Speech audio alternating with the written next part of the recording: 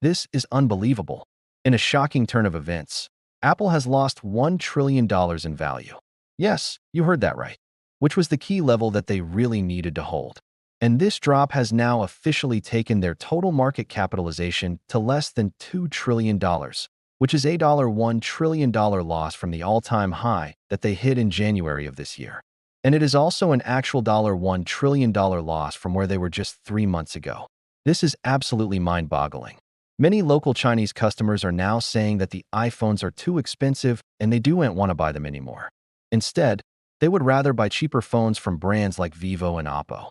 Will Apple bounce back, or is this the end of the iPhone era? Let me know your thoughts. With that being said, see you later. This is why Apple's revenue in China has fallen by 30%. One of the most valuable companies in the world has officially entered the bear market. Even Microsoft, Amazon, and Google, they all took more than a month to lose $1 trillion in value. It is likely going to continue for at least another week or two until we see some stability in the markets. It is the iPhone demand. You see, Apple is the most dependent company on the iPhone.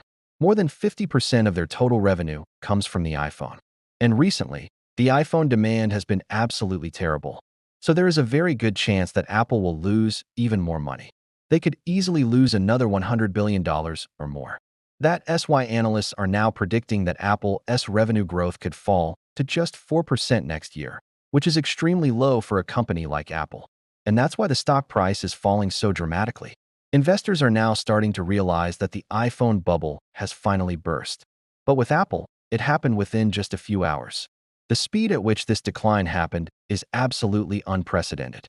On Wednesday, Apple's stock price dropped below $145 per share. We have never seen such a sharp and dramatic decline from a company like Apple. To make things even worse, the selling is not stopping. The question is, what caused this bloodbath?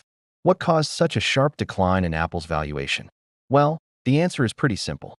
In fact, just last week, we got the report that the iPhone demand in China has collapsed. And if the iPhone demand is falling in the world's second biggest economy, then it's bound to happen everywhere else as well. So what do you think?